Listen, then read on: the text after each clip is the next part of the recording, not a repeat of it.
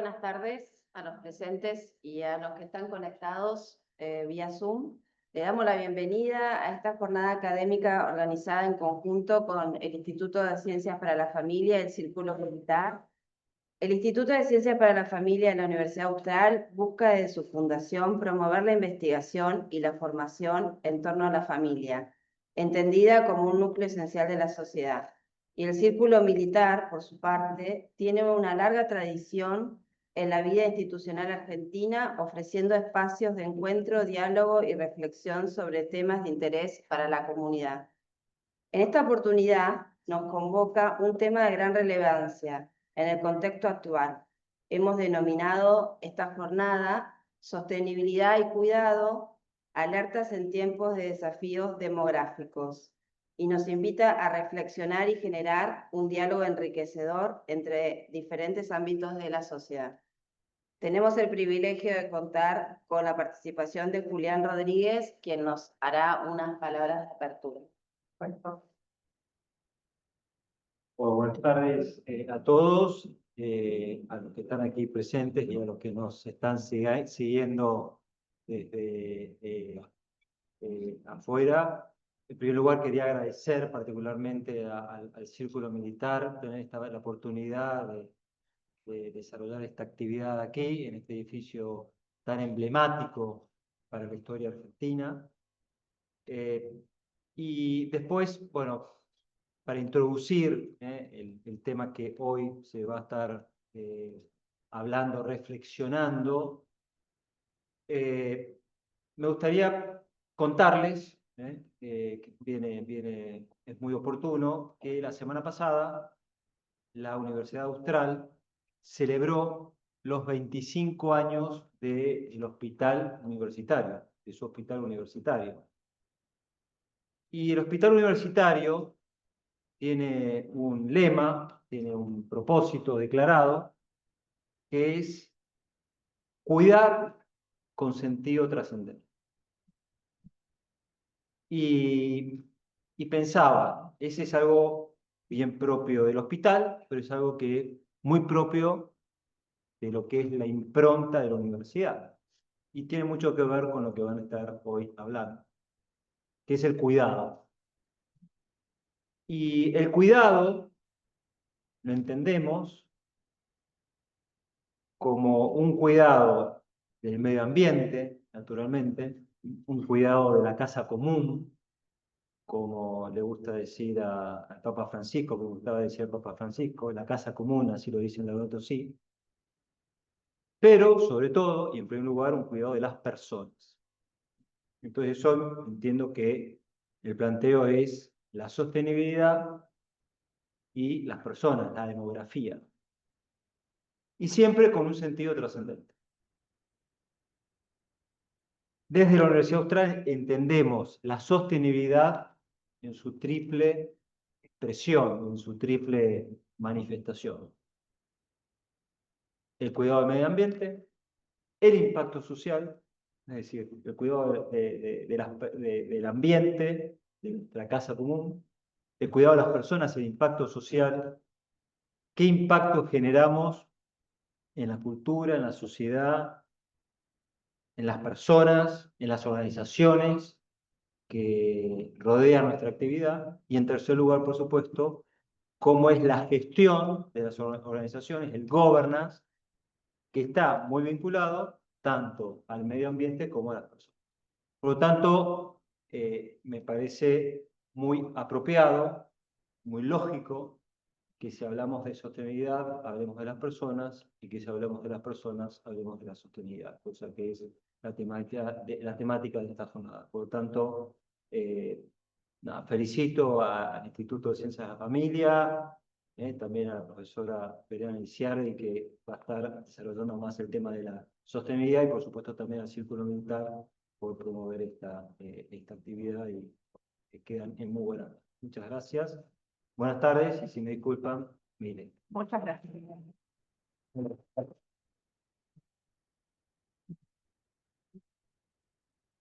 Bueno, a continuación les doy la palabra a Marta Caviglia, que va a moderar este panel, y invito a las disertantes a acercarse a al escritorio para empezar con la actividad. Aquellos que están conectados pueden dejar sus preguntas en el chat y al finalizar el evento vamos a ir levantando las preguntas.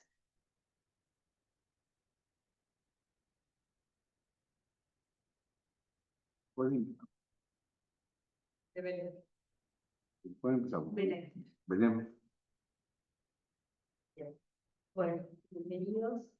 Nos acompañan eminencias, tres expertas que compartirán su mirada sobre cómo los cambios demográficos impactan tanto a las personas como a las familias. Ellas son Belén Aniziari, abogada, especialista en Derecho Ambiental, magíster en Gestión Ambiental por la Universidad Nacional de San Martín, diplomada en Derecho Comunitario y Técnica Legislativa de la Universidad de Barcelona. Promotora en los Objetivos de Desarrollo Sostenible, donde dice Organismo Provincial de Desarrollo Sostenible. Y es la coordinadora de la maestría en Política, Derecho y Gestión Ambiental del Programa de Desarrollo Global Sostenible de la Universidad de Barcelona.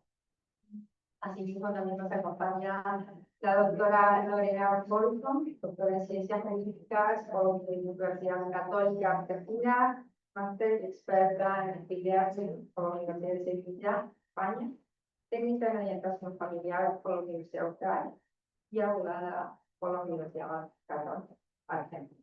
Decana del Instituto de Ciencias para la Familia de la Universidad Austral, directora del Centro para el Estudio de las Relaciones Interpersonales de la Universidad Austral.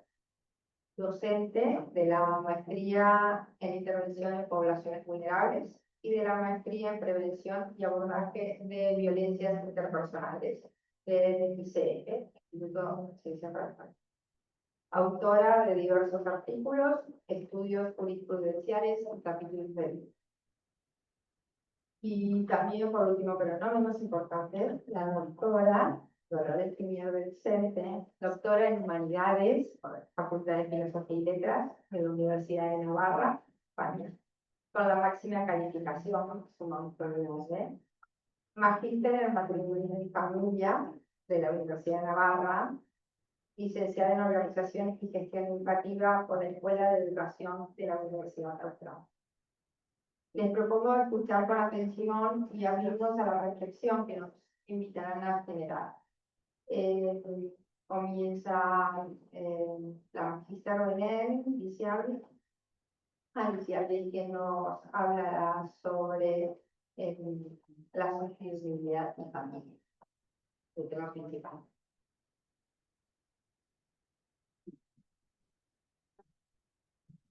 Bueno, muy buenas tardes a todos, tanto los presenciales como los virtuales. Muchísimas gracias a Instituto de Familia por la invitación y gracias al Círculo Militar por alojarnos de virtual y presencial para este evento. Pensaba cuando recién escuchaba a nuestro rector, la familia, el cuidado, la sostenibilidad, va todo de la mano, ¿no? Por eso un poco el motivo y el nombre también elegido para la jornada de hoy. Y en momentos a lo mejor que estamos en momentos, digamos, de crisis. Hay tantas crisis, no solamente crisis poblacionales, crisis ambientales, crisis climáticas. Entonces tenemos que encontrar una forma de encontrar oportunidades para superar estas crisis, ¿no? Entonces, un poco lo que buscamos hoy es una agenda propositiva para esta cuestión. Por eso el título que elegí justamente para mi presentación es Sostenibilidad y Familia, el futuro empieza por casa, ¿no?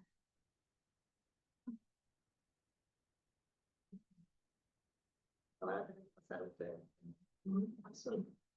Intenta.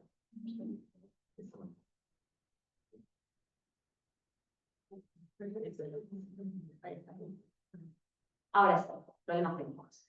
Bueno, ¿qué es la sostenibilidad?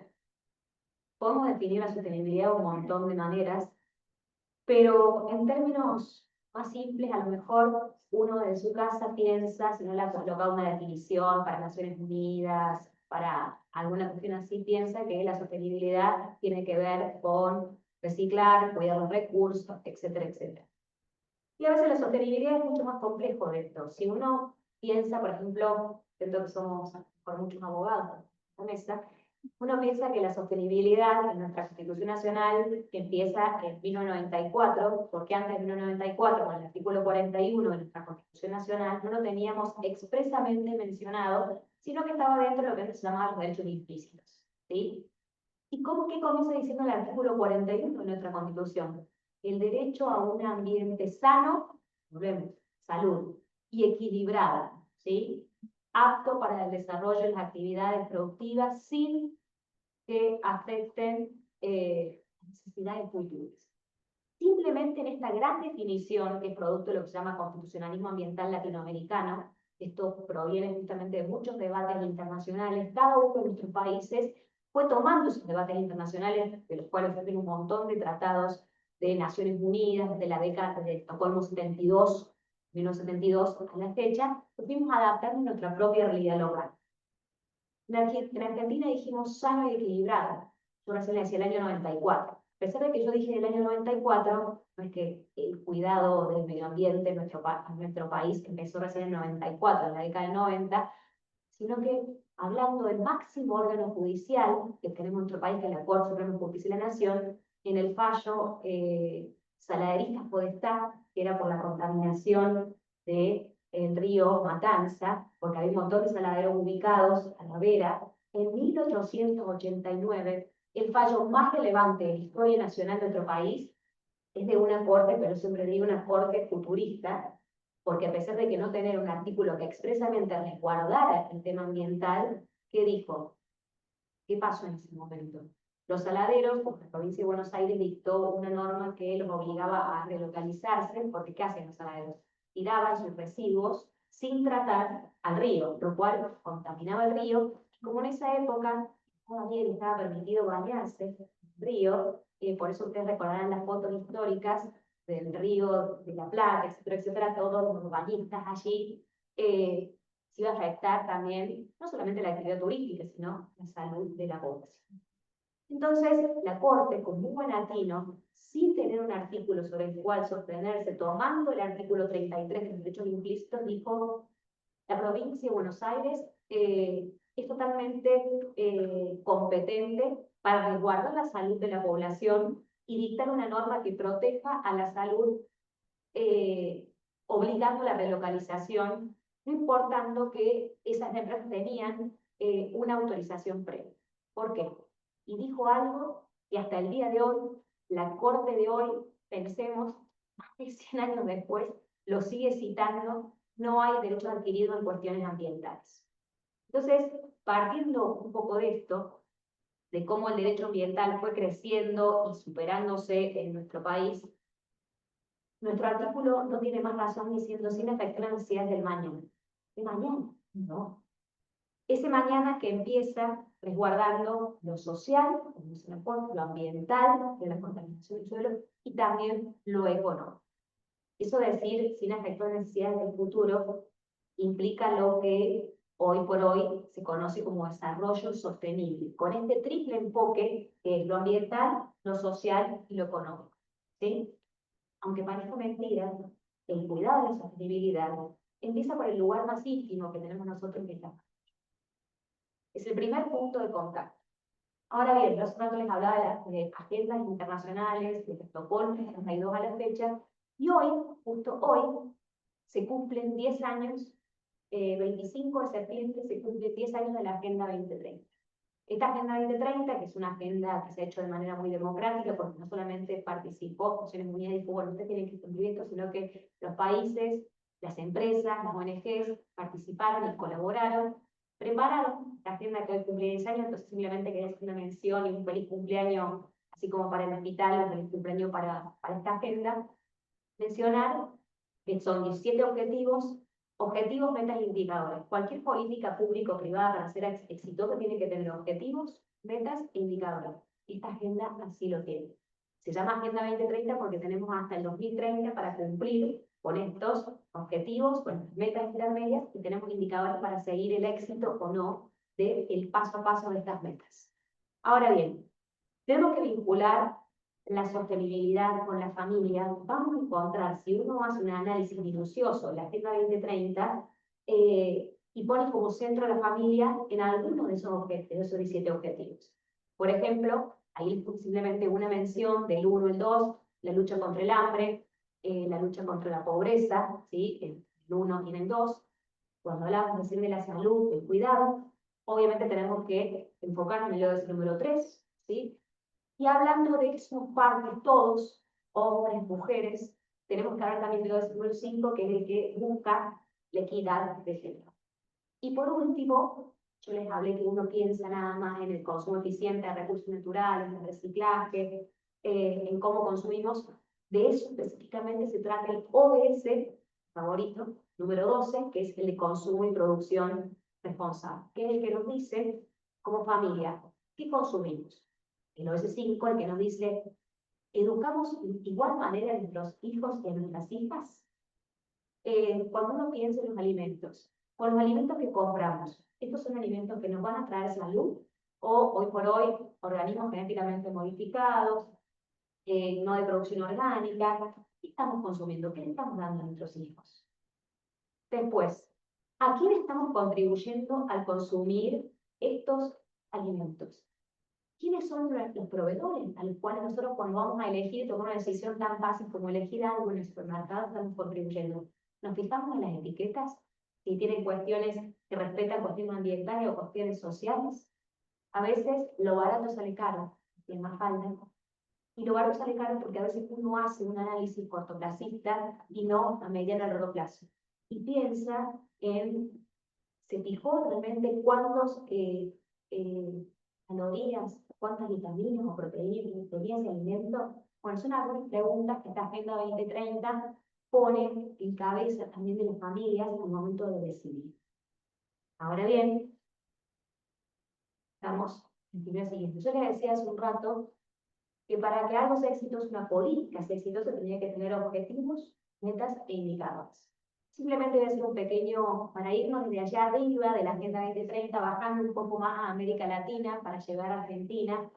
Voy a dar un par de ejemplos locales de cómo las políticas públicas se pueden transformar en aliadas de las familias, en aliadas de la natalidad.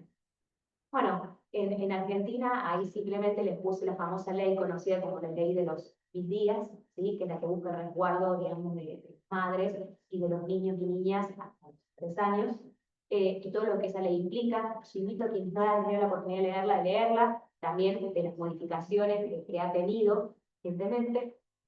Y hablando de vecinos, a lo mejor quería comentar el caso, digamos, de Uruguay, que ha creado todo un sistema integral de cuidados, que es realmente muy interesante y muy completo, desde la concepción también. Al igual que podemos ver qué similitudes hay entre lo que la normativa que tiene Argentina y la normativa del resto de países de la región. También ahí les puse el caso de Chile. Chile también viene trabajando muy fuertemente, de hecho están enfocados últimamente en licencias parentales extendidas. Un ejemplo para la región, lo digo especialmente para el caso porque en Argentina no tenemos este caso como lo tiene Chile, y recordemos que si los cuidados quieren ser compartidos, pensando en la equidad de género que hablamos en el 2005, tiene que también haber licencias compartidas para hombres y mujeres, ambos padres de nuestros hijos, ¿no? Ahora bien, simplemente con 2 ejemplos más, uno de un vecino y otro de otro no tan vecino.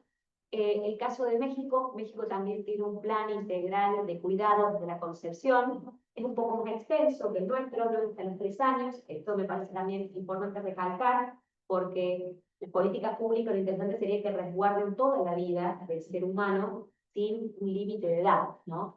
Y después el caso que les pongo ahí es el caso de Brasil, ellos tienen Crianza Felices, se llama el programa especialmente de Brasil, que trabaja también, como lo hace Argentina, enfocándose en la niñez y en la adolescencia. Parece que son los momentos claves, porque trabajar en políticas públicas, como decíamos, es trabajar en cuidados, en educación, en alimentación. Hay que tener políticas integrales. Esto tiene que ver un poco con el análisis de las cuestiones que yo les decía ahí. ¿Qué tienen en común lo que yo les decía de Argentina, de Uruguay, Chile, México y Brasil? 3 puntos nada más, más allá del análisis comparativo que después ustedes quieren, pueden hacer en profundidad. Los tres los que buscan estos proyectos, y ustedes los pueden ver en los considerando los proyectos. Yo siempre digo, ¿qué quiso decir el legislador? Con algo le hago el considerando, y a veces uno nada más se queda en el articulado, y lo que nos permite descifrar las dudas que podamos tener, más al momento después de aplicar esta norma para el Poder Ejecutivo o por su caso Poder Judicial, gracias al considerando fundamental. Todas estas normas buscan promover la equidad de género. Algunos lo logran con mayor acierto, otros no tanto. ¿Qué significa? Pensar al momento del cuidado de nuestros hijos que tiene que ser, se tiene que garantizar sí o sí la responsabilidad familiar y el cuidado compartido. Por eso acaba ahí el caso específicamente, el caso de Chile, con la licencia extendida parental en este caso. Dos, es lo que buscan las leyes. Y esto se ve muy patente con nuestra ley de los 1000 días. Tratar de reducir las desigualdades sociales desde la concepción, ¿no? Esa es la única manera de reducir las brechas que tenemos y trabajar, si no es demasiado tarde, trabajar en momentos posteriores y en los momentos iniciales del inicio de la vida. Y por último, uno de los puntos más importantes es fortalecer la familia. Para fortalecer la familia tenemos que garantizar las familias. Cuando yo digo garantizar las familias, también desde el inicio es un poco trabajar también en las causas para que existan familias. Esto es un poco después, les voy a dejar a los doctores que nos profundicen de este tema.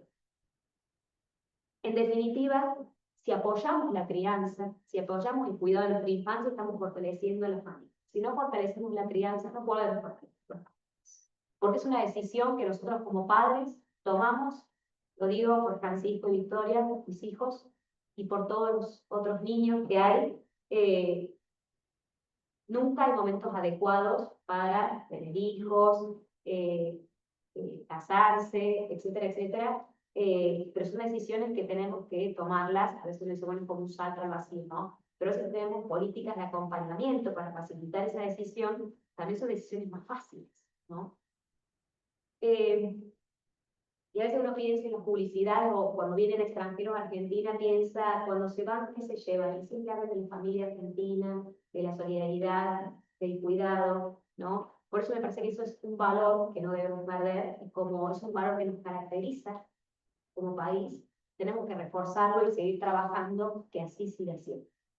La sostenibilidad se educa desde la mesa de la casa. ¿Qué quiero decir con esto? La familia es la primera escuela en materia de sostenibilidad. Lo que pasa es que yo decía, uno piensa a veces en sostenibilidad solo ambiental, desde las huertas. Mis hijos hoy mejor que nadie conocen tenemos un sistema de clasificación, están escuchando porque pasé el link, de cinco clasificaciones en casa, y ellos mejor que nadie, cuando viene alguien, dicen, no, eso no va en ese tacho, va en el compostar. Bueno, qué mejor que esa es la principal educación que hacemos en nuestra casa, qué es lo que queremos, con qué nos queremos alimentar, a qué tipo de proveedores estamos favoreciendo con los alimentos que estamos comprando, no solamente nosotros al consumir, ¿no? Enseñar el valor del recurso. Todos ustedes le dieron a sus hijos, apaguen la luz, no correr el agua, etc. Por eso la familia es el primer eslabón, como después la escuela y el resto de instituciones para la educación de la sostenibilidad desde la familia, tomando la familia como centro. Me hace acordar a tantas propagandas que rescatan estos valores familiares de Argentina. Y para ir terminando, quería dejar 3 mensajes finales a todos, los presenciales, los virtuales. Que nadie se sienta tan pequeño como para cambiar la realidad. Siempre recuerdo una fábula brasilera que habla de un pequeño colibrí, la fábula de colibrí. Mis alumnos que me están escuchando saben que la cito en todas las clases, que es que se estaba incendiando la selva, el pequeño colibrí iba con su pico, juntaba agua para apagar ese incendio, y viene el león y le dice, ¿qué vas a lograr con ese pico? Esta es mi parte.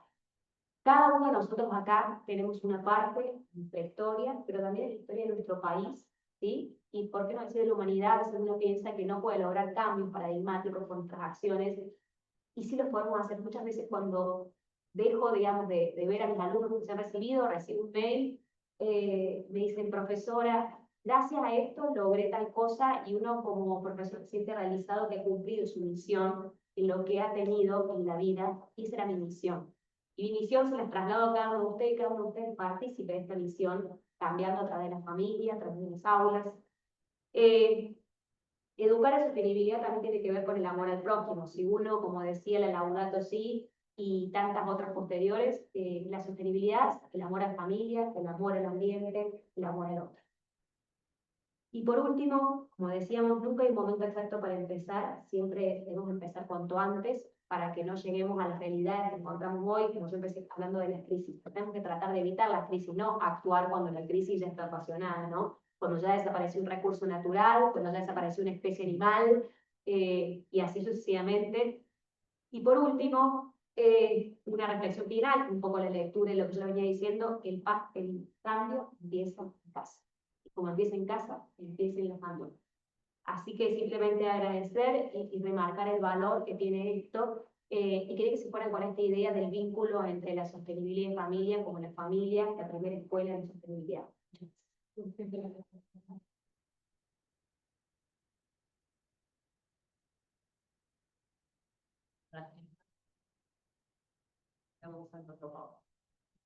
Bueno, muchas gracias a los que están aquí, a los que nos siguen desde muy lejos.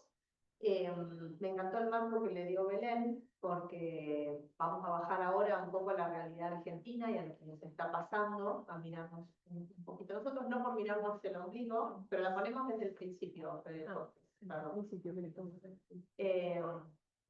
Entonces, no para mirarnos nosotros, sino nos van a tener que salir porque si no nos van a spoilear toda la presentación. Si no van. De paso aprovechamos y agradecemos a Federico que nos está haciendo aquí el soporte técnico. Gracias, Federico.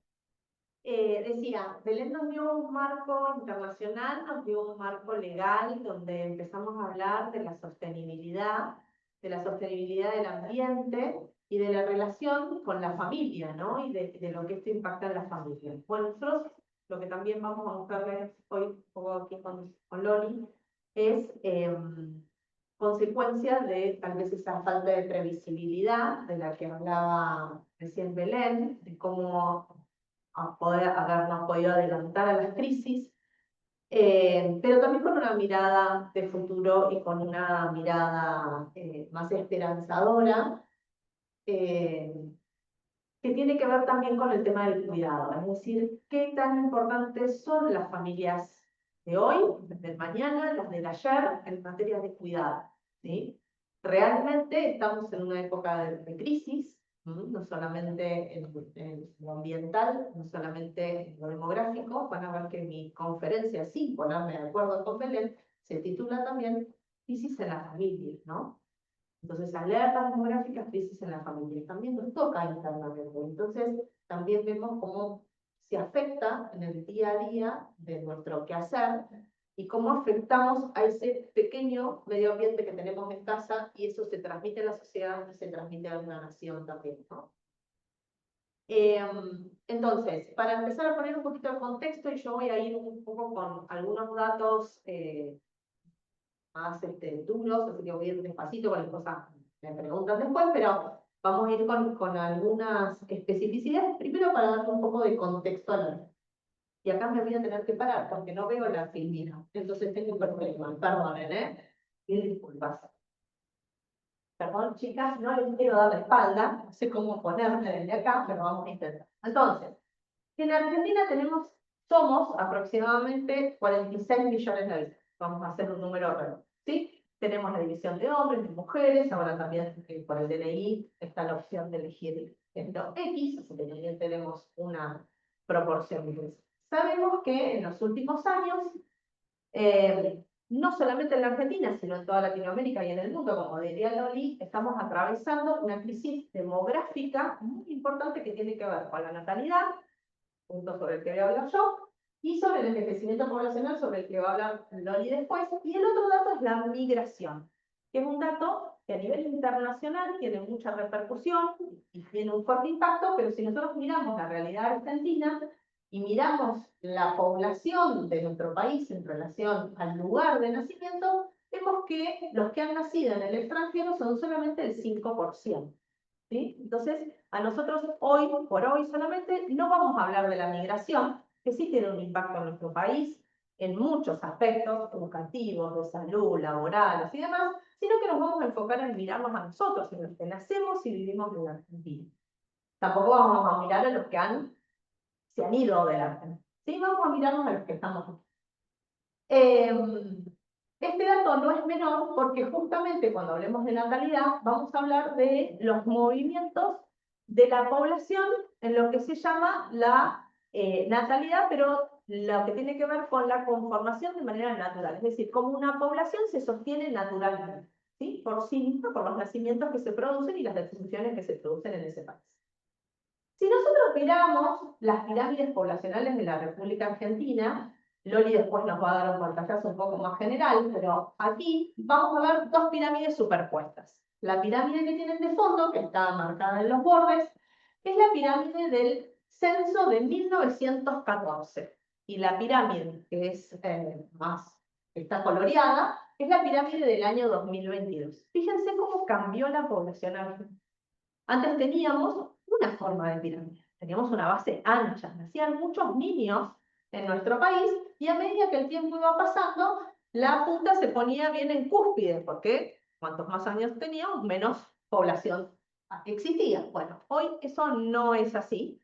Si ven ustedes, la cúspide se está ensanchando y cada vez se va reduciendo más la parte de abajo, ¿sí? Es decir, los niños. Fíjense, cada una de estas líneas son un quintenio, es decir, la cantidad de población que hay entre 0 y 5 años es la de abajo de todo.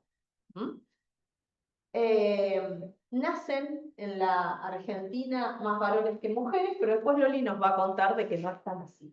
Que sí es así. Nacen más varones que mujeres, pero vivimos más las mujeres, así que hay una población más feminizada. Por lo tanto, lo que recién nos decía Belén es de que enseñar y educar también con una perspectiva de igualdad y con una complementariedad entre el varón y la mujer no deja de ser sumamente importante también en este. Entonces, vamos a avanzar un poquitito más.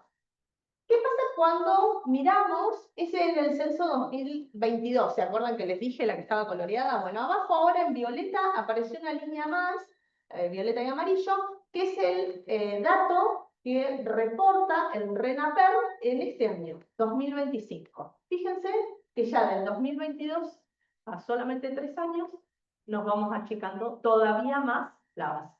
Esto lo vamos a ver más detalladamente después en materia de nacimientos, pero fíjense que la cuestión se sigue grabando. Ahora ustedes dirán, ¿es un problema solo de la Argentina? No. Antes uno lo veía en algunos países lejanos, los europeos sobre todo, o en algunos países asiáticos, pero esta es una realidad también regional. Latinoamérica está atravesando una etapa de una crisis demográfica en lo que tiene que ver con las tasas de natalidad, que aquí están listadas de color celeste, y tenemos un contrapunto a la tasa de mortalidad en este gráfico, que es la tasa, que es el dibujito naranja. Y ahí, si ustedes se fijan, país por país, Chile, Argentina y Uruguay, que son justo los 3 países que mencionó Belén, y no nos pusimos de acuerdo, son los que más crisis tenemos en este punto, ¿no? Estamos en un punto bastante crítico. Primero, si ustedes se fijan, la línea celeste y la línea naranja de los 3 países están prácticamente ahí cerquita. Ahora lo vamos a ver un poco más detalladamente. ¿Qué implica esto? Que tenemos hoy casi una relación de 1 a 1. Nace un niño por cada persona que muere. ¿Sí? Entonces, nuestra población está prácticamente al mismo nivel. Y esto denota una enorme crisis porque si nosotros no tenemos hijos, no tenemos luego gente capaz de trabajar y de formarse, también la nación pierde la mano de obra que sostiene económicamente a las dos poblaciones, la que ya no trabaja porque está jubilada, pero también a los niños. Entonces también esto repercute en lo económico. Bien, si nos fijamos de estos países, solamente Paraguay y Bolivia tienen una tasa de nacimiento por encima de la media. Las líneas que están trazadas de manera horizontal es justamente la tasa media para la región según la CEPAL. La tasa media de la región es de 14.5 en cuanto a la tasa bruta de natalidad y de 6.6 en relación a la tasa de mortalidad. Fíjense que en esa banda es donde deberían estar. Nosotros sobrepasamos la tasa de mortalidad y estamos por debajo de la tasa bruta de natalidad. Esto era lo que les decía recién en relación a los nacimientos y las defunciones. Chile, Argentina y Uruguay, la línea celeste muestra los nacimientos, ¿sí?, en los últimos años, y la línea naranja muestra las defunciones. Fíjense que en Chile y en Argentina cada vez van aumentando las defunciones, van reduciéndose los nacimientos, cada vez están más cerca, pero Uruguay ya lo cambió. Tiene más defunciones que nacimientos. Y eso se mantiene. Empezó a ser crítico en el 2020 con la pandemia, ¿sí?, pero hoy continúa así. ¿Sí? Uruguay es en la región los que están peores, si queremos decirlo, en esta línea, pero Argentina y Chile no nos escapamos demasiado bien, ¿sí? Esto para ver un poco en perspectiva regional. Fíjense que esto ya se veía venir. No era, como les digo, algo que surgió de la noche a la mañana, era algo que se vino marcando con el tiempo. Y la CEPAL incluso había adelantado que iba a disminuirse los nacimientos en toda la región. Y tenía proyecciones al año 2050, fíjense, donde la Argentina, que la tenemos aquí, perdón, para los presentes, decía que iba a tener una tasa de natalidad de 1.5 en el 2050. Les cuento que la Argentina en este momento tiene una tasa de 1.4. Así que, como siempre, superamos las expectativas del CEPAL. Nosotros también, ¿no? Peor, pero bueno, superamos. Entonces, hasta la CEPAL se ha quedado corta.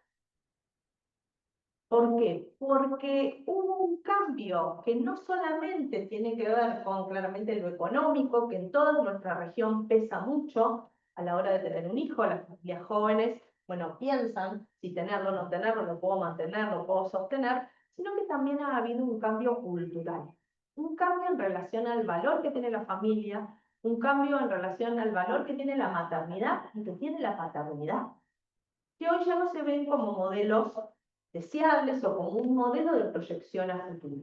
Y la verdad es que los que más perdemos son los que no son padres, los que no son madres, porque no encuentran esa riqueza y no la viven. Entonces, después acá hay algo que después Loli va a seguir, que es, fíjense que también de fondo están pintados en celeste y blanco, según si ese país se encuentra en una etapa de envejecimiento, ¿sí?, más incipiente a lo muy avanzado. Argentina está en la línea de la avanzada, ¿sí?, en la etapa de avanzada, pero también con algunas proyecciones más para el lado de muy avanzada, ¿no? Yo te voy creando un ambiente Para que se quede. Bien, entonces, en fecundidad, específicamente en la región, también acá lo tenemos, nos vamos a centrar específicamente en la cantidad de nacimientos vivos por mujer. Fíjense lo que yo les contaba, Argentina ya tiene una tasa de 1.4. Bajamos las progresiones, aquí esto es en línea con lo que vimos en el primer gráfico, Paraguay y Bolivia son los únicos dos que lo superan. Ahora bien, ¿qué significa esto? ¿Qué implica ese 1.4? ¿Sí? ¿Por qué es importante el 1.4, el 2, el 8 o el 5? ¿Qué significa? Bueno, las tasas de natalidad, las tasas de fecundidad se miden en función de que haya una posibilidad de recambio de las generaciones futuras. Entonces, lo que se estima es que para que un país sea próspero en materia poblacional, es que cada mujer tenga al menos 2 hijos. ¿Por qué 2 hijos? Porque tiene que reemplazar a su madre y a su padre, generacionalmente.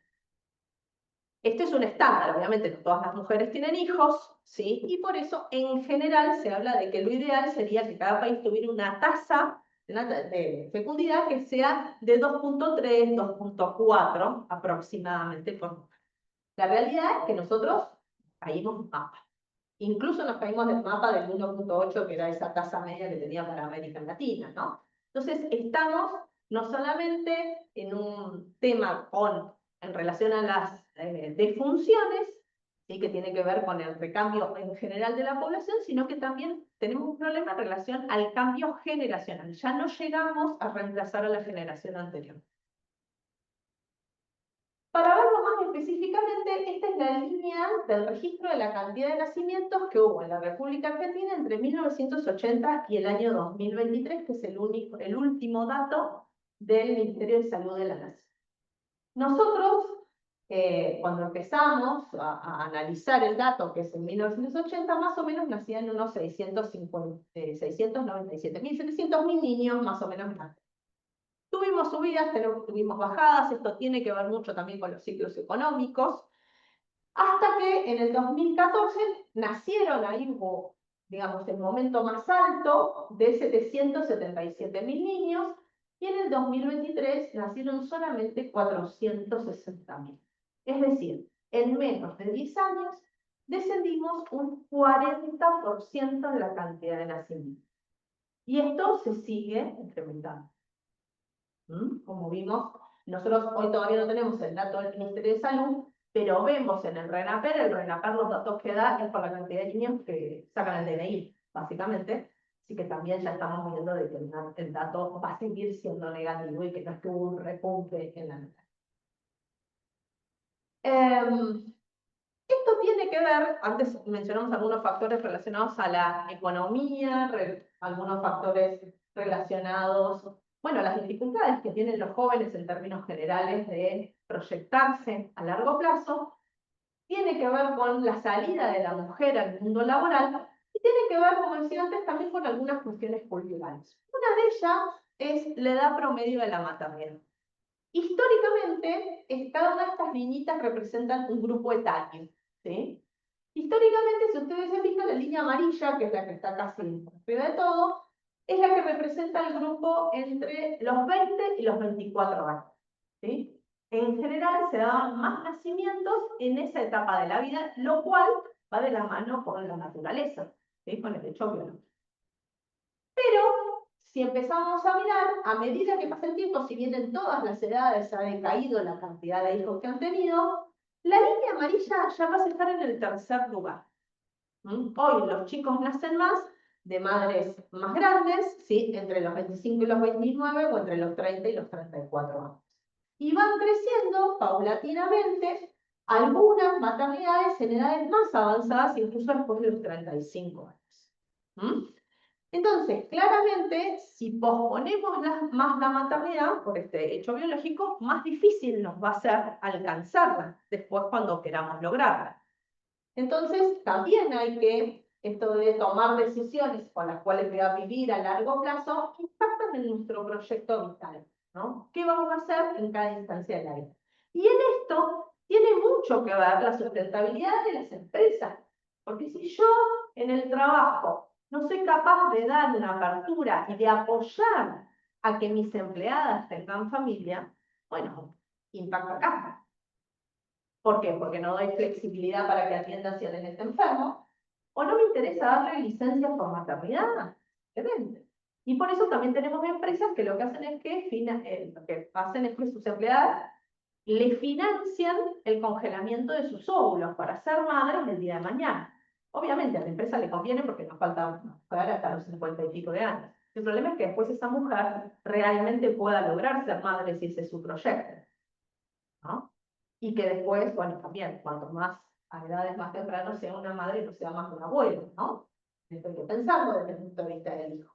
Pero bueno, este es un datito más que a mí me interesaba también plantearlo en el marco de lo que hablábamos recién de la naturaleza y de lo biológico.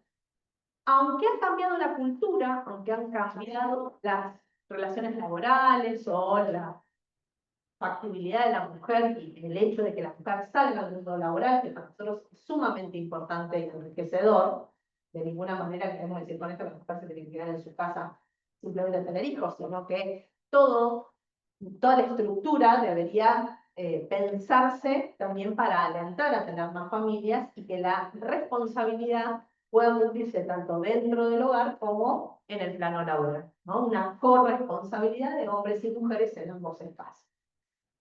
Pero, como les decía, esto se choca con un dato biológico acá, simplemente no importa que lo vean muy de cerca, pero son estudios médicos que se han hecho en distintas etapas de la vida, donde lo que muestra es que a pesar de todos estos cambios sociales que hemos tenido, lo biológico no cambió. Las mujeres seguimos siendo fértiles entre los 20 y los 30 años preponderantemente.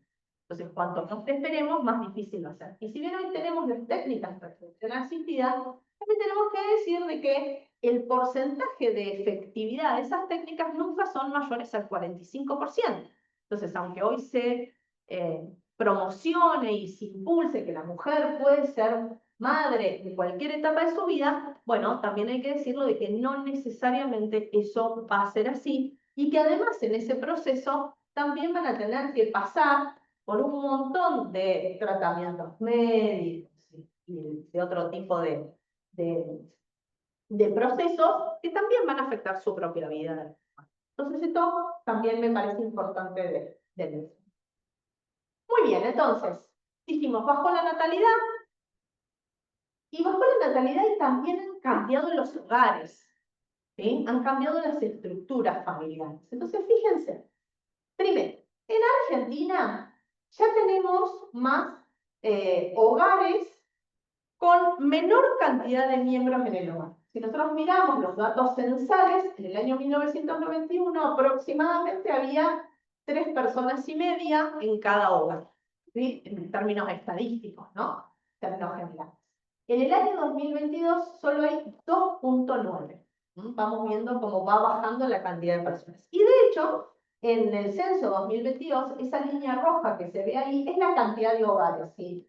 Fíjense cómo han crecido proporcionalmente la cantidad de hogares en relación al censo de hace 30 años atrás, pero no la cantidad de personas. Es decir, nacen menos gente, tenemos menos personas en nuestro país, en nuestra nación, pero crecen los hogares. ¿Y eso cómo se explica? Y se explica porque cada vez hay más personas viviendo solas. Esta ballenita, como le digo yo cariñosamente, nos muestra cuántas personas hay en un hogar. ¿Sí? La primera es una persona sola, 2, 3, 4, hasta que llegamos acá que son 10 personas en el hogar.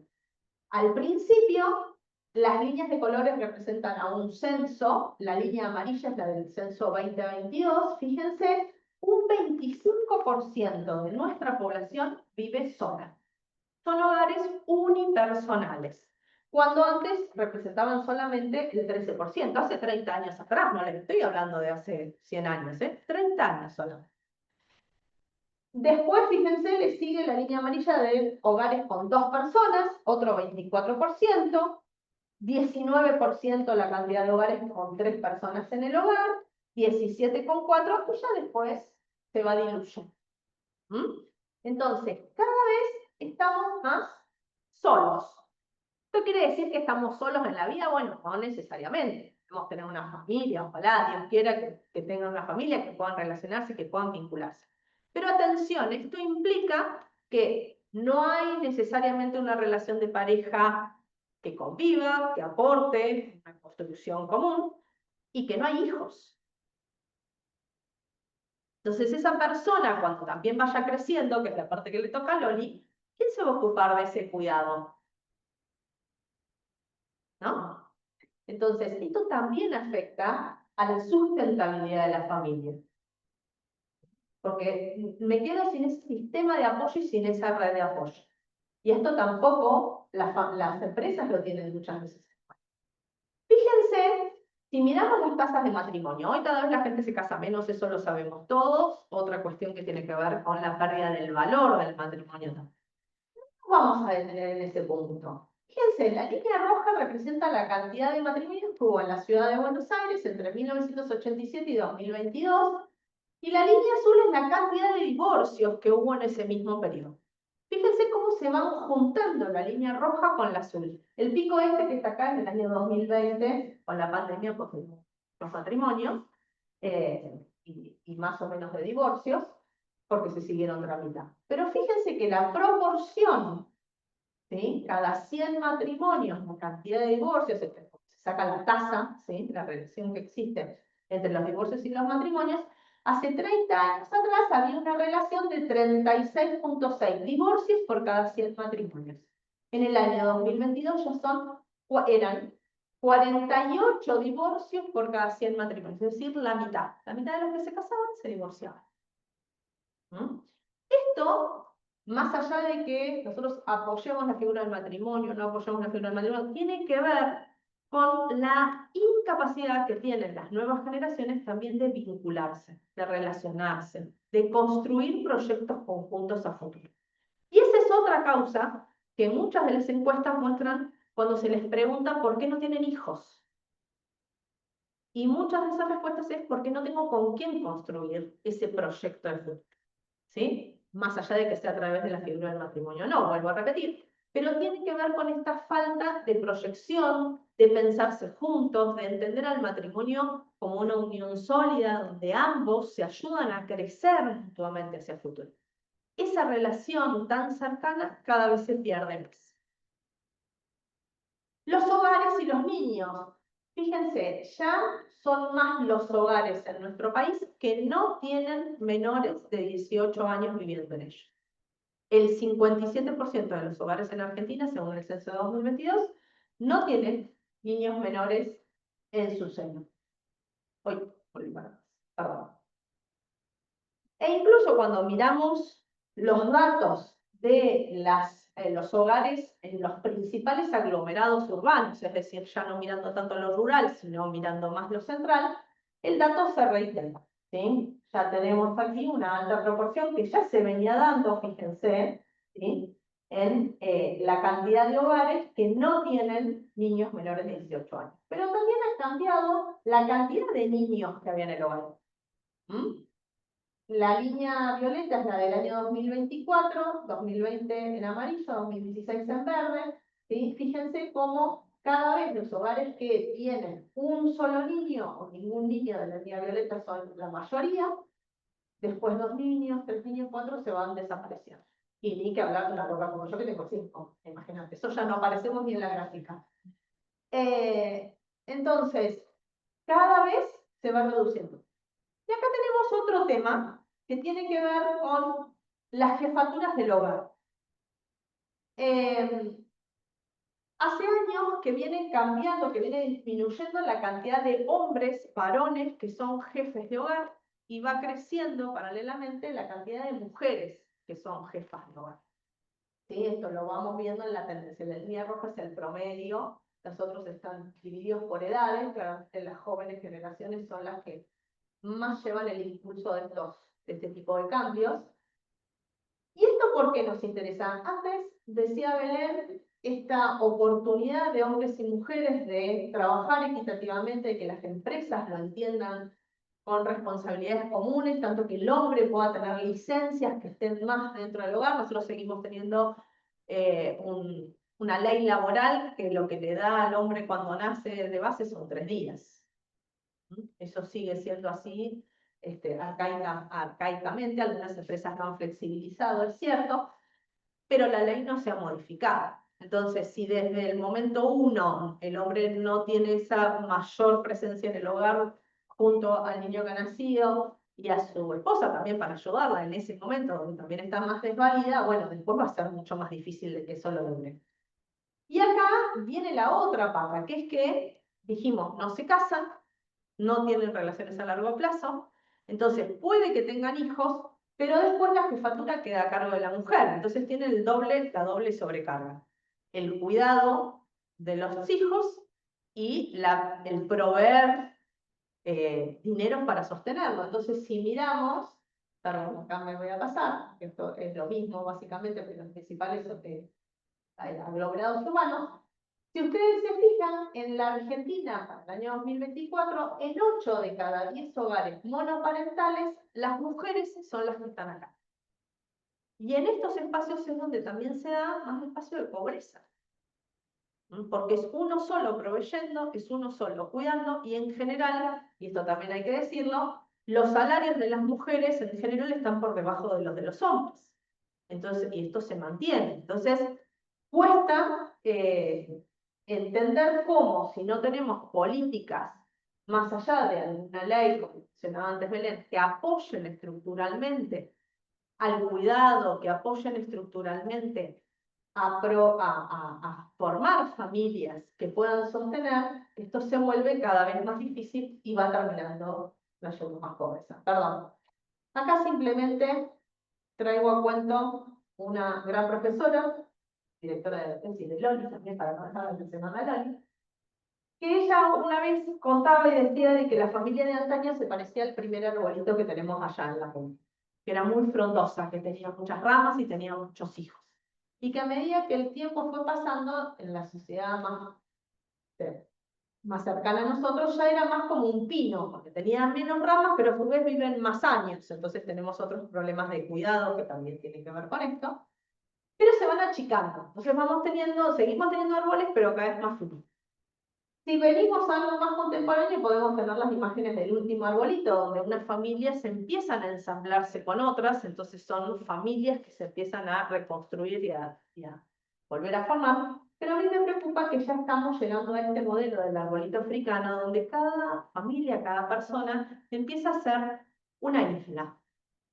Están conectados, hay un tronco común, pero una isla, donde no me importa ni siquiera lo que le pasa a mi hermano al lado. Y esto es muy difícil para la sostenibilidad adentro del hogar, pero también afuera, porque el primer lugar donde nosotros aprendemos a ser es en el hogar y aprendemos a ser solidario con el otro, solidario con lo que necesita, solidario incluso con mi hermano. Si eso lo dejamos de aprender en ese lugar, difícilmente logremos tener una sustentabilidad para la Argentina. Muchas gracias.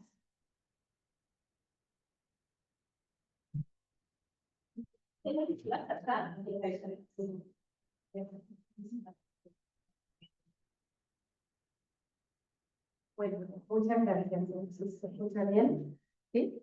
Bueno, seguimos un poco en línea con lo que venimos mostrando y a mí lo que me gustaría mostrar tiene que ver justamente un poco con los efectos de este envejecimiento poblacional. Por eso el tema lo centralicé en lo que se llama desafíos pendientes hacia una humanización del cuidado en tiempos de envejecimiento poblacional. Al respecto, bueno, algo que en su momento Lorena les mostró en la última pirámide superpuesta con respecto a la primera, vemos cómo han sido las proyecciones de las pirámides poblacionales en Argentina en los últimos años, entre lo que es prácticamente un siglo de diferencia. En este punto, ahí un poco algo fue mencionado, tiene que ver cómo se da el fenómeno del envejecimiento, donde en realidad sí nacen más varones que mujeres, ¿sí? Nosotros hoy en Argentina tenemos un envejecimiento por la base y también un envejecimiento por la cúspide. ¿Qué quiere decir? Que cada vez nacen menos niños, pero la esperanza de vida en Argentina cada vez es más grande. Si bien a nivel mundial hemos tenido una proyección que de alguna manera afectó esta esperanza de vida en un promedio de 2 a 4 años, en esta tasa de envejecimiento poblacional debido a la pandemia, hoy estamos recuperando esa diferencia y ese aumento de la esperanza de vida. ¿Qué sucedió hoy en Argentina? El promedio de la esperanza de vida en las mujeres de 79 años promedio y en el varón de 73 años. O sea, hay una diferencia en la brecha de la esperanza de vida entre el varón y la mujer de aproximadamente entre 5 y 7 años de diferencia que se da de manera global y a nivel nacional promedio. O sea, es una diferencia prácticamente estable en los distintos países. Mencionaba Lorena hace un momentito lo que está sucediendo hoy en Latinoamérica en cuanto a Bolivia y Paraguay, que sí tienen un índice de natalidad muy alto, pero la esperanza de vida en Bolivia y en Paraguay es de aproximadamente 62 años, 10 años menos que en Argentina. Entonces, indudablemente ellos sí en este fenómeno están teniendo un envejecimiento poblacional por la cúspide. El fenómeno nuestro es mucho más complejo todavía. ¿Es reversible? Seguramente. Yo en ese sentido creo que si bien es una tendencia mundial, hay un valor que mencionaba Belén hace un momentito que tiene que ver con el valor del feminismo en Argentina, que de alguna de otra manera es un valor que se ha dado en niveles de Iberoamérica y que continúa permanente. Pero el fenómeno del envejecimiento poblacional en Argentina es un fenómeno tan agudo, que si bien nosotros observamos, en mi caso particularmente, lo estudiado en España, que hoy es el segundo país del mundo más envejecido, lo lograron a lo largo de casi 30 décadas y nosotros lo obtuvimos solamente en 10. Así que Otro mérito. la verdad es que lo hemos logrado mucho más rápido que en España. Al respecto, sí es importante algo mencionar, que creo que lo mencionó Lorena, pero me parece que es importante aclararlo, que en términos de salud, la diferencia de la esperanza de vida que tenemos las mujeres no lo ganamos en salud. Lamentablemente, la prevalencia de las enfermedades neurodegenerativas en la mujer son altísimas, con lo cual no es que se vive más y mejor, se viven más años, pero a decir con mayor dificultad en temas de salud. Es algo que se puede prevenir, o sea, a mí me gustaría que no nos quedáramos en la denuncia. Estamos también atravesando la década del envejecimiento saludable, con lo cual sabemos que todas las enfermedades neurodegenerativas son previsibles. Y es importante promover la salud integral. O sea, las enfermedades neurodegenerativas pueden tener una alta prevalencia, pero pueden tener una baja expresión. O sea, puede ser que los síntomas no se manifiesten en el caso, sobre todo, en que uno tenga un nivel de alimentación sana y motivación neurocognitiva, o sea, todo lo que tenga que ver con estudiar, con prepararse, con seguir leyendo, con seguir activo intelectualmente de esa prevalencia de siempre. Entonces, trabajar en esa educación parece que es fundamental para pensar en un envejecimiento poblacional femenino con mejor calidad de vida.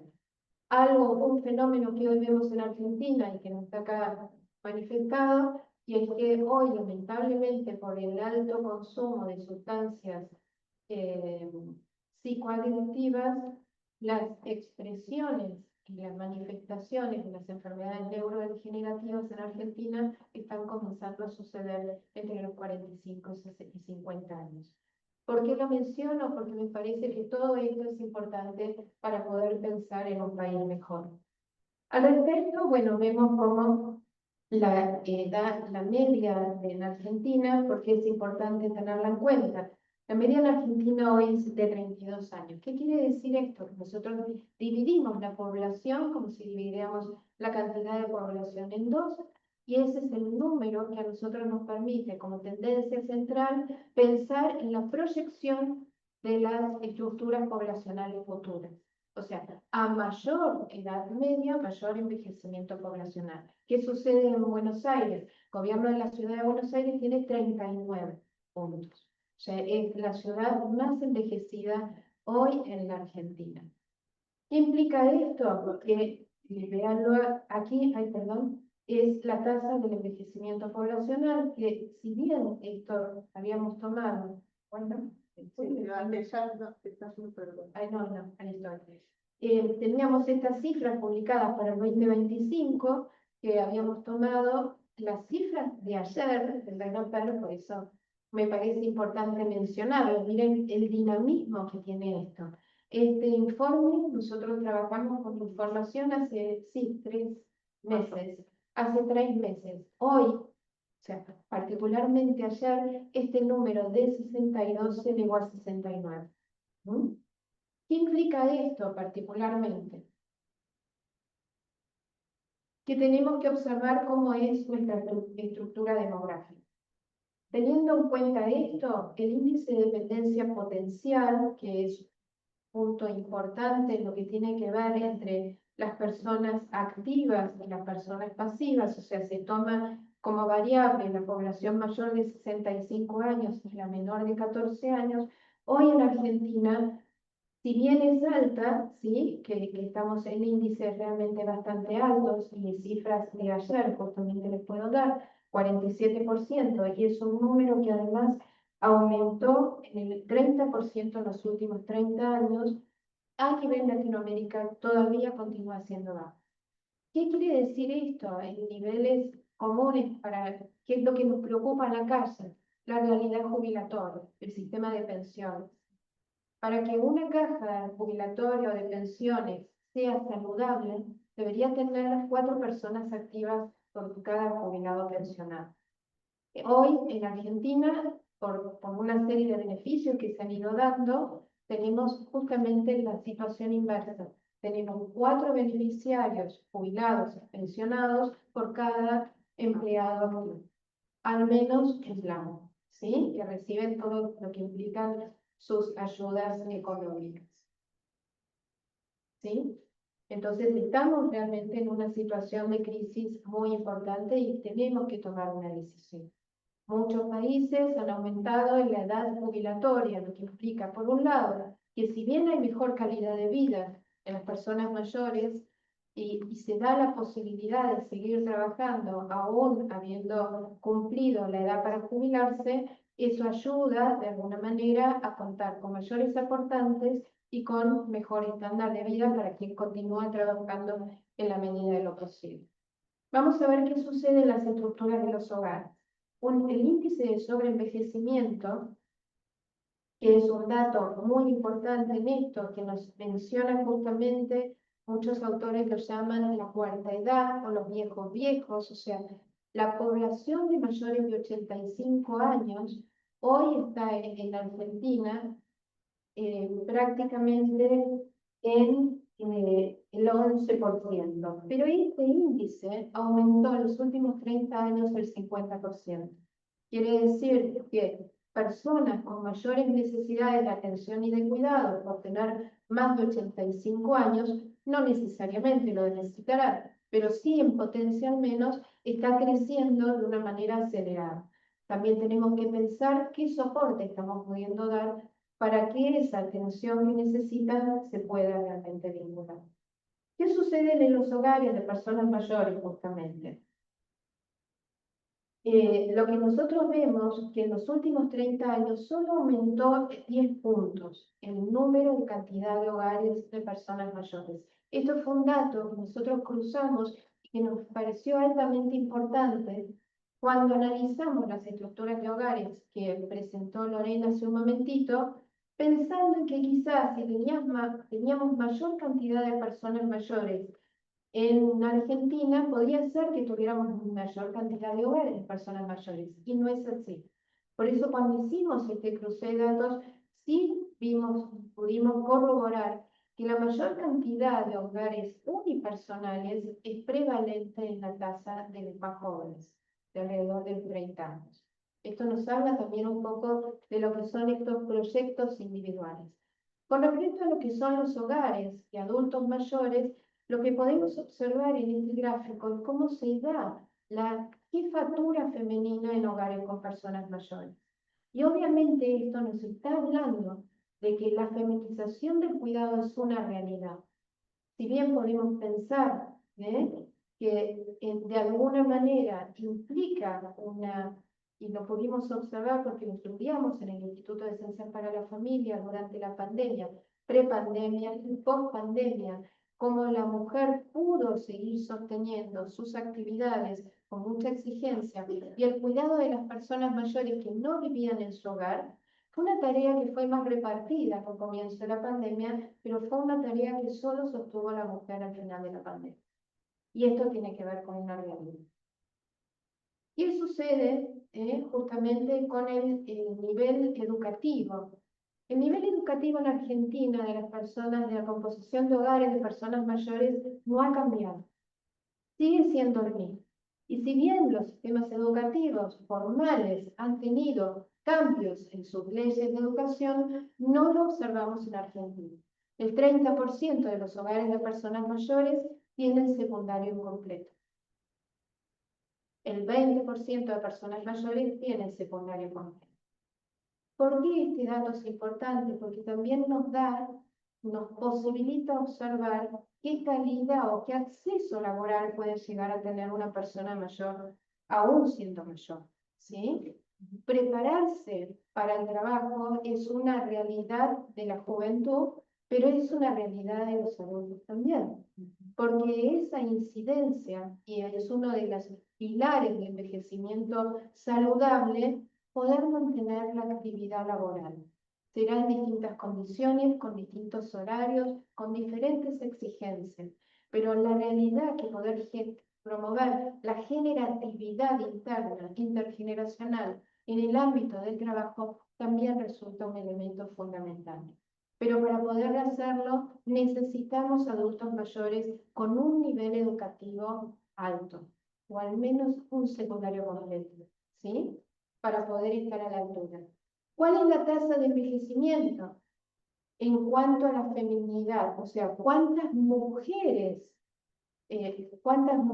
hoy en Argentina viven comparativamente por cada 100 varones? Este dato también nos quedó viejo. Esto es un dato del censo 2022. Hoy en Argentina viven 160 mujeres por cada 100 varones en Argentina. La diferencia es muy importante. El índice de dependencia potencial de padres. ¿Qué nos muestra esto? Nosotros hacemos una comparativa entre la cantidad de personas mayores de 85 años y la cantidad de personas entre 50 y 64 años, que podrían ser sus hijos. ¿Por qué este índice potencial de padres es tan importante? Porque así como contaba Lorena hace un momentito, cómo se van cambiando, se van modificando las estructuras de la familia, hoy vemos realidades familiares en estas estructuras que son muy diferentes a lo que han sido hace apenas 40, 50 años. Antes, una persona, hace 40, 50 años, nacía y podía conocer, con suerte, uno o dos de sus abuelos, con los que convivían pocos años. Hoy los niños que nacen hoy conocen prácticamente a sus 4 abuelos y conviven con estos abuelos por lo menos en Argentina un promedio de 25 años. Entonces, la realidad de la relación de la abuelidad puede darse durante más tiempo si hay niños en la familia.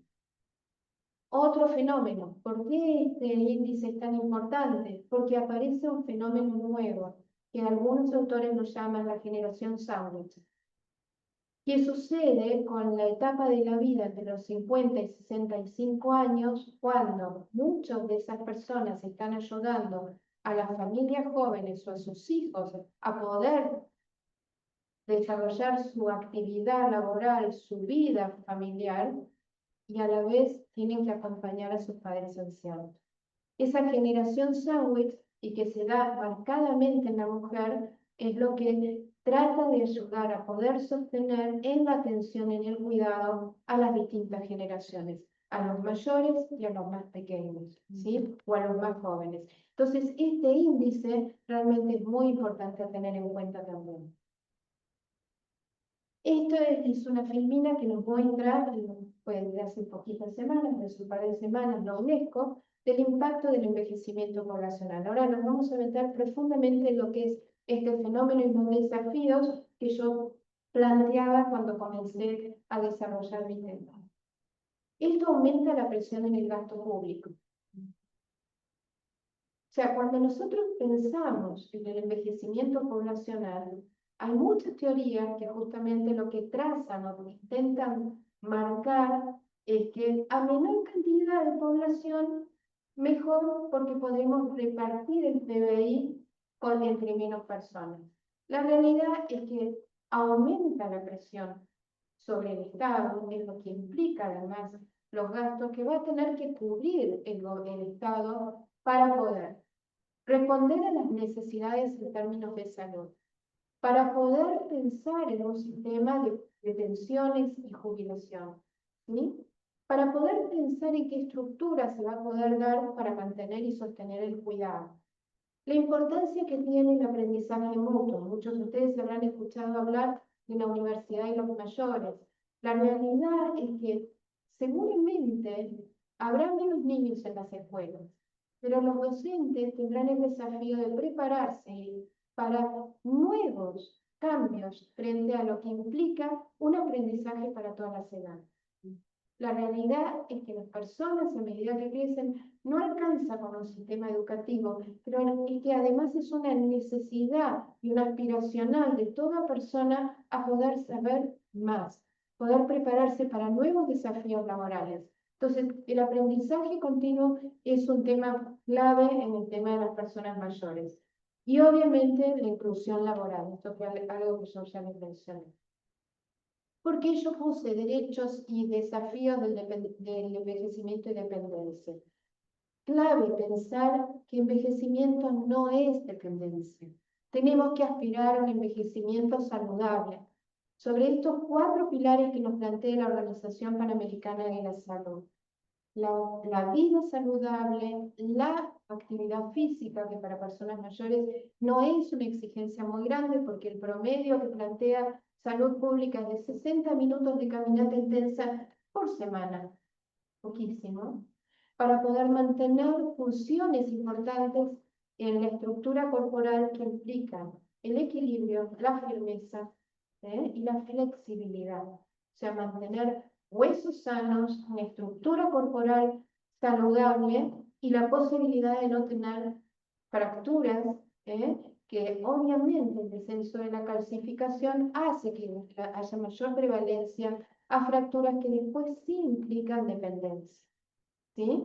Entonces, no es sinónimo de dependencia. De la autovalencia se da hasta la dependencia plena. Por eso hay distintos niveles y el derecho de una vida digna. Decía Belén al comienzo, ¿cómo garantizamos la atención y el cuidado desde la concepción hasta la muerte natural? Y esto es una realidad en Argentina, ¿sí? Cuando pensaba en poner en valor lo invisible, el cuidado, pensé en una rosa de los vientos. Simplemente porque ¿cuál es la diferencia entre la rosa de los vientos y una brújula, no? La brújula y la rosa de los vientos sí nos marcan el norte, pero la rosa de los vientos nos marca además la posibilidad de poder enfrentar los desafíos. La rosa de los vientos nos marca cómo hay vientos que se dan a lo largo de un día opuestos entre la llanura y la montaña, entre el mar y lo terrestre. Los vientos alisios que van al Ecuador, los vientos monzónicos que pueden generar grandes crisis. Por esto pensé que es un tema complejo que necesita de profundas respuestas interdisciplinares y estructurales. Entonces, no hay un camino para ir, tenemos un camino para construir donde el horizonte es claro, por eso es importante la brújula, la rosa de los vientos, porque marca el horizonte, cuál es el cuidado de la vida digna de toda persona desde la concepción hasta su muerte natural, y la importancia que tiene saber que puede haber muchos embates, pero también puede haber muchas rutas que tomar con un destino final al que llegar. Por eso me parecía que era como muy gráfico. Para ir cerrando, ¿qué entendemos por cuidado? Si no pensamos en el principio de vulnerabilidad ontológica, es que todas las personas somos vulnerables por el mero hecho de ser personas finitas, frágiles, interdependientes, podemos pensar en el cuidado de múltiples maneras, pero este es un concepto básico y esencial que implica una proyección del cuidado. ¿Qué es cómo se define el cuidado? Un término etimológico que proviene del latín, en lo que es proporcionado de manera delicada, diligente, en la atención, la asistencia y la preocupación por el otro. Eso es cuidado, ¿sí? Pero el principio de vulnerabilidad tiene que estar. El cuidado siempre hay que pensarlo en términos de relación, ¿sí? ¿Por qué lo pensamos en términos de relación? Porque si bien es un derecho natural por lo que significa nuestra dignidad ontológica, también en el cuidado se da un contexto de relación que es holístico, es circular. El cuidar, el ser cuidado y el autocuidar. Entonces, lleva a un sistema complejo, no es unidireccional, no es lineal, es sistémico. Y en ese punto, bueno, si hay relación, hay un valor ético del cuidado, ¿sí?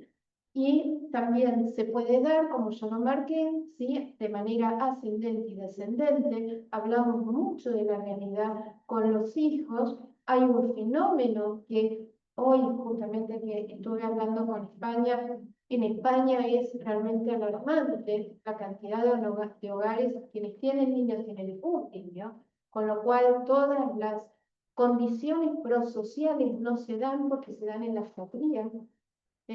Yo suelo decir que todos los se generan en la comensalidad de la mesa familiar. Uno aprende en la comensalidad que mencionaba recién Belén a comunicarse, a compartir, a competir, a cooperar, a colaborar. Son todas además elementos básicos para lo que va a ser a futuro la formación de la ciudadanía. Y donde se da entre hermanos. Pero si no hay hermanos, ese queda un espacio un poco vacío, ¿sí? Entonces, pensar en qué tipos de cuidado también es pensar en qué tipos de apoyo. Cuando hablamos del cuidado, hay muchos cuadros que se pueden ver a través de la CEPAL respecto a lo que es el trabajo remunerado, del trabajo no remunerado, y del trabajo, en definitiva, invisibilizado, ¿sí? El tema es que no tenemos que ver el cuidado como una carga, sino como una posibilidad de entrega y de servicio a los demás. Y ese cambio se tiene que dar justamente no con culturas etnocéntricas que nos plantean muchas veces el individualismo, sino con conductas justamente de servicio. Nuestros valores se despliegan en la relación siempre con el otro. Entonces, ¿cómo estamos hoy? En la tormenta perfecta. Estamos realmente en la tormenta perfecta. Ojalá hubiéramos llegado antes, ¿no? Pero seguimos discutiendo todavía en temas que hoy estamos viendo cuáles son las consecuencias, ¿sí? Y tenemos que empezar a sentarnos y pisar agenda para evaluar cuáles son aquellas políticas que necesitamos públicas para justamente poder promover el valor de la familia, el valor de la vida. Entonces, frente a todos estos desafíos, ¿sí? Brevemente, no lo voy a mencionar. Todos sabemos, y esto es una visión bastante tomando todas las aristas que implica la familia, de todas las disciplinas que abordan las ciencias para la familia. ¿Cómo podríamos conceptualizarlas de múltiples maneras? Pero sabemos que hoy el eje vertebrador en la familia es el cuidado. Entonces, es fundamental pensar en políticas de cuidado que ayuden y fortalezcan la posibilidad de mantener el cuidado dentro de la familia. Y en ese punto es clave también entender que lo que reentrama la intergeneracionalidad también es el cuidado. El cuidado que uno le ha dado a las generaciones más jóvenes, el cuidado que uno después recibe de las personas más jóvenes. Para ir cerrando, ¿qué es lo que sucede frente a las políticas públicas? ¿Cuál sería un sistema integral de cuidados?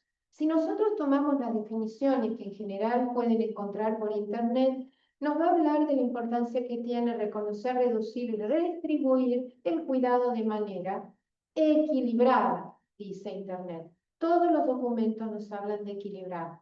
Yo sumé a esto otros temas que si hablamos de personas, deberíamos estar pensando en equitativa, si pensáramos en principios de justicia. Pero vamos a preguntarnos por qué no armónica. Entonces, ¿qué es lo que marca el diamante del cuidado? La relación entre las familias, el Estado, el mercado y la comunidad.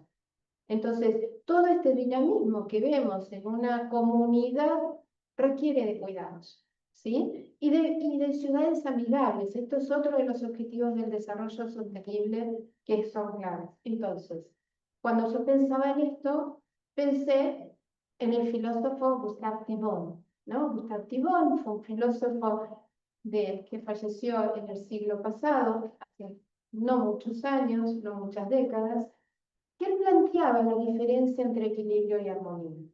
Él plantea que el equilibrio necesita de alguna manera sopesar fuerzas contrapuestas en la cual yo pongo, el otro pone, para mantener un cierto equilibrio y que esta balanza no se nos caiga.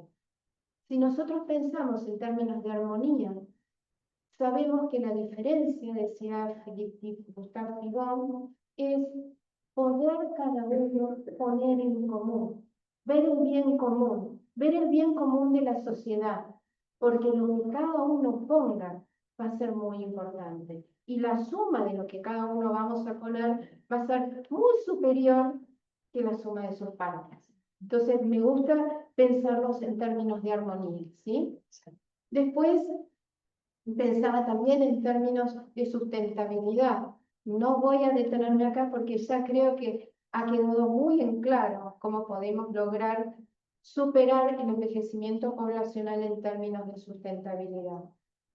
Le pedí, seguramente no fui muy original, pero bueno, le pedía a la inteligencia artificial que me mostrara un gráfico, que elaborara un gráfico de economía del cuidado. Entonces vemos cómo los brazos abrazan, ¿sí?, un corazón que necesita ser protegido.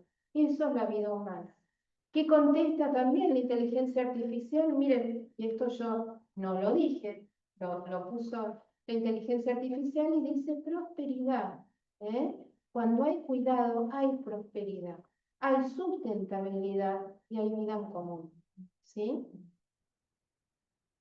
Entonces, ¿qué implica el cuidado? Implica también el autocuidado.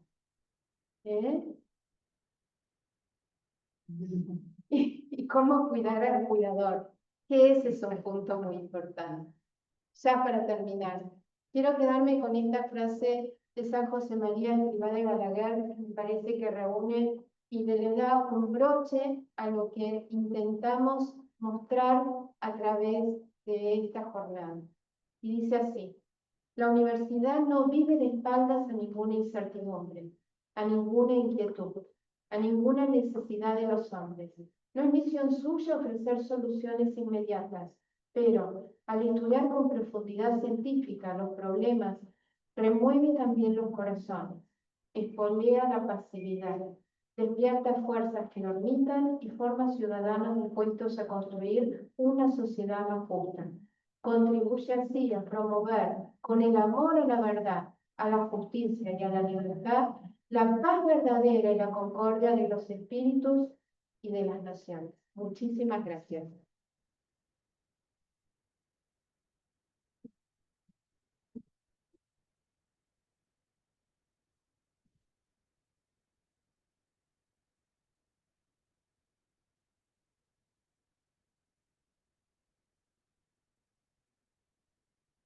Gracias, Monet, Dolores, por han sido muy claras y muy explícitas.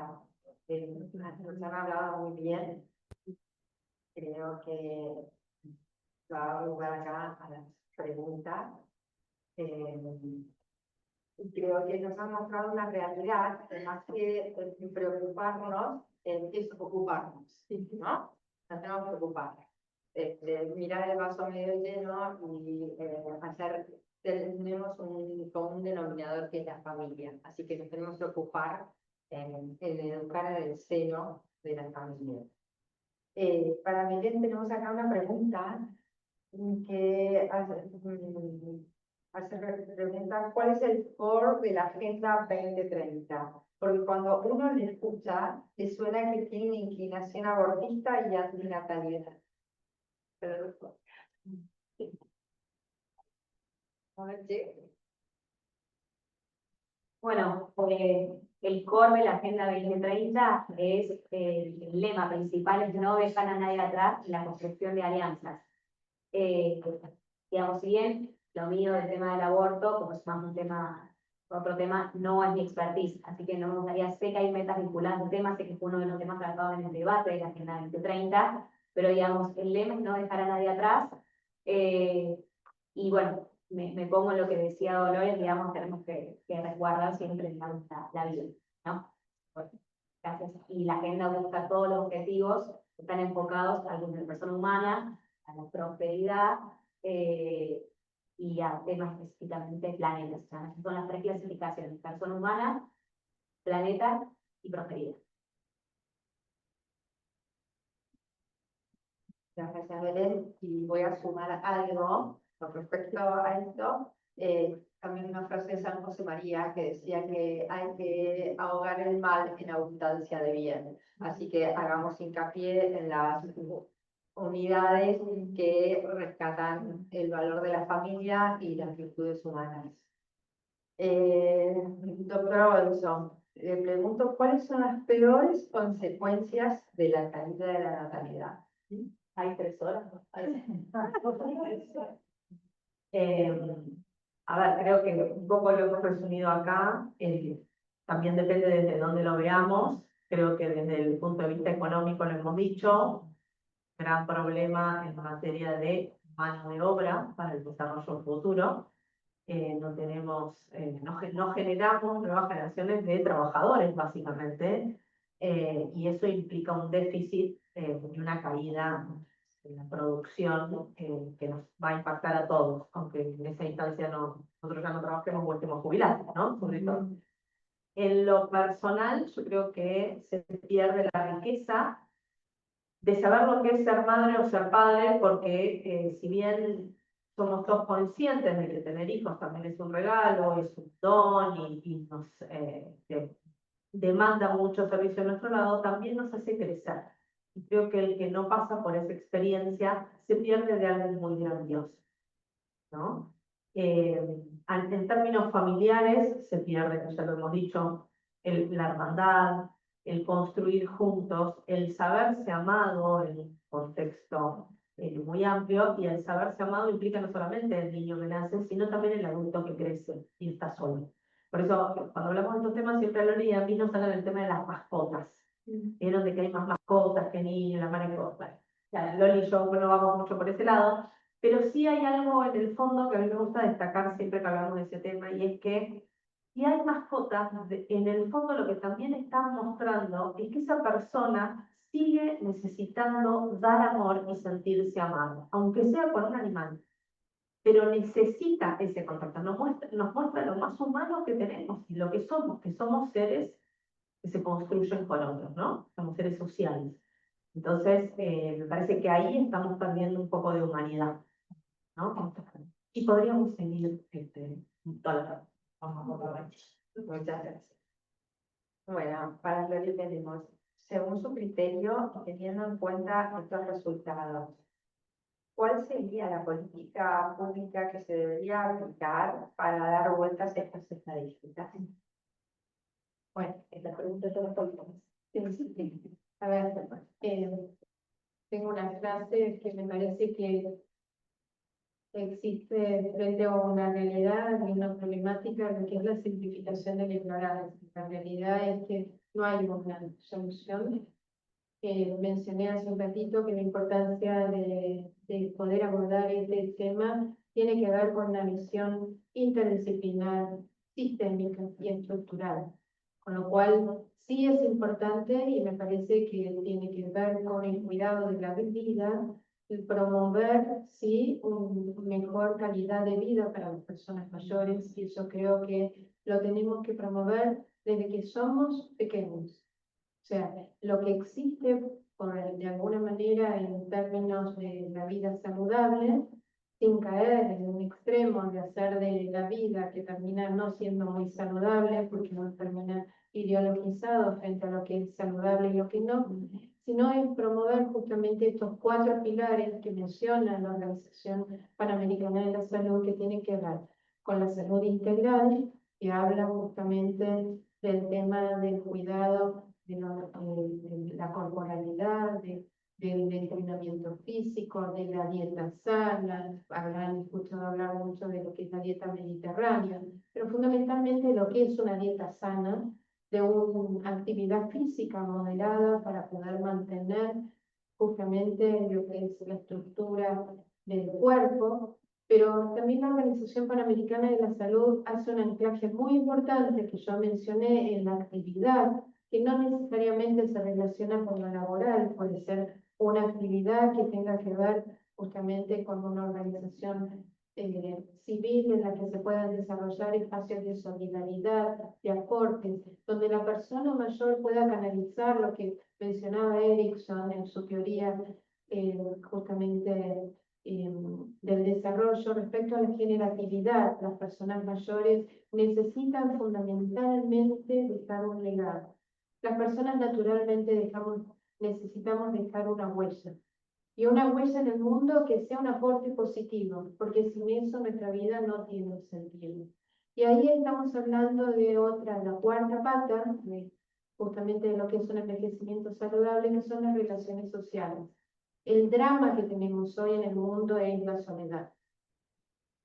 Entonces, lo que sí tenemos que lograr, a ver, si bien es un aspecto muy importante la soledad como solitud, decían los antiguos griegos, que es el cultivo interior, y que en esto también estamos en déficit, porque para cultivarnos interiormente necesitamos espacios de silencio, de reflexión, de poder reconocer, de poder justamente ver en lo profundo de nuestro ser el sentido profundo de nuestra vida. Hay una soledad que hoy es una epidemia en la que vemos que tenemos o muchas personas mayores que no tienen nadie que vengan a lo largo del día a tocarle el timbre. Quizás en Buenos Aires el portero es uno de los mayores apoyos que tienen las personas mayores en Buenos Aires, pero necesitan sí de la mascota porque que alguien algo los espere, porque eso es el símbolo que da la mascota frente a las relaciones con un otro, pero la soledad hoy nos atraviesa profundamente en todas las etapas de la vida, porque si hoy vemos jóvenes que necesitan preguntarles a ChatGPT cómo se sienten y qué le aconsejan frente a lo que se sienten, indudablemente estamos en una situación muy crítica. Entonces, si bien es muy complejo cambiar el envejecimiento poblacional, no es imposible, pero sí creo que tenemos que tener que pensarlo no solo en las personas mayores, sino en todo lo que es el proyecto vital de la persona. Y eso me parece que estos puntos no son para descuidar. Son alarmantes los datos. Justamente en el observatorio acabamos de publicar un nuevo informe respecto de la tasa de suicidios en Argentina entre niñas, jóvenes. Entonces, este es un punto muy importante. ¿Qué nos está trayendo el envejecimiento poblacional? Los proyectos de vida individualistas, esto de querer vivir solos, esto de querer no tener compromisos a futuro, esto de poder disfrutar el hoy, y la realidad es que es un gran profundo. Pero bueno, no me puedo extender. Muchas gracias. Muchas gracias. Acá voy a aportar que el psiquiatra Enrique Rojas español dice que la próxima pandemia que nos enfrentará será la soledad no deseada, porque tenemos más relaciones que vínculos. Perdón, antes que hagas el cierre, Belén tiene que irse. Disculpas, un minuto. Sí, hasta que no hacernos una pregunta. No quiero las palabras. Ah, bueno, perdón, se va a ir Belén. Recibir un premio. Sí, así que tiene que correr. Gracias, Belén. Muchas gracias. Muchas gracias. Sí. A ver, no va a llegar el micrófono porque tiene cable. Ana, si querés decirlo, vos lo repetís para los que están afuera, si lo escuchan o ahí, Todas las preguntas las que están virtualmente presentes. Bueno, muchas gracias a todas. Muchas gracias por la presentación de esta realidad y de la situación de las políticas actuales. Pero lo que quería subrayar, algo dijiste, Lorena, es que respecto al cuidado, ¿qué es lo que cuidamos? Lo que queremos, lo que es muy valioso. Entonces, algo dijiste, Lorena, en lo que podemos aportar mucho es enseñar a amar. Y eso desde casa. Ahora, me parece que en la escuela, y nosotros estamos en una institución educativa, que es la universidad, tenemos que apuntalar mucho todo lo que sea educación a todos los niveles. Y entonces aquí sí que hay políticas públicas, pero aunque haya políticas públicas del tipo que sea, en la escuela, desde el jardín de infantes, ahí hay que enseñar a amar y a valorar al otro, la dignidad de la persona. Y esto me parece que no va tan parejo con políticas que no favorecen eso. Por ejemplo, ¿en qué se convierte muchas veces? No digo en todas las escuelas, pero esa asignatura de educación sexual integral, género, a veces está ideologizado, a veces no. Promoción de promiscuidad sexual, relaciones tempranas. Bueno, todo eso es un desorden actual. Es un desorden desamoroso, vamos a decir, y no ayuda al cuidado. Me parece que en esto hay que poner el ojo, hay que poner todos los esfuerzos. Y se enseña a amar amando, y a los niños hay que enseñarles a amar. Bueno, si no viene todo el mundo este tan complejo, tan rebuscado, de todo lo que está sucediendo, que es real, que deshumaniza. En una palabra, humanización, educación es ayudar a crecer. Y en lo que más podemos crecer, a diferencia de los demás seres vivos, las personas, esas capacidades interiores de conocer y de amar. Esto es lo fundamental. Gracias, Ana. Bueno, un aporte. Gracias, gracias. Estaba incluido en los dos de Gracias, Ana. Bueno, agradecemos muchísimo a estas expertas, nos invitan a seguir reflexionando sobre el tema. Agradecemos a esta institución que nos haya albergado y a todos los presentes y a todo el equipo que está detrás de Carla. No, ya no es necesario cortar, ya es suficiente ustedes. Así que muchísimas gracias a todos y hasta la próxima. Muchas gracias.